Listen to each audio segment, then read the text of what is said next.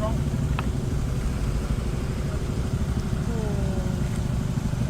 him from the street. Hold it from the back.